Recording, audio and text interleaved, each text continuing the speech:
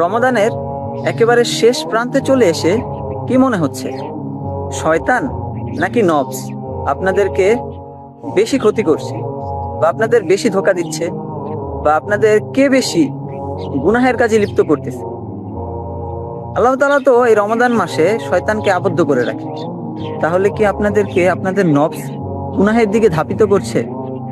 আপনারা কি আপনাদের নফসের কারণে গুনাহের দিকে যাচ্ছেন? তাহলে নফসের থেকে বাঁচার জন্য আপনারা এই দোয়াটা করতে পারেন, আল্লাহুম্মা ইন্নী আউযু বিকা মিন শাররি নাফসি।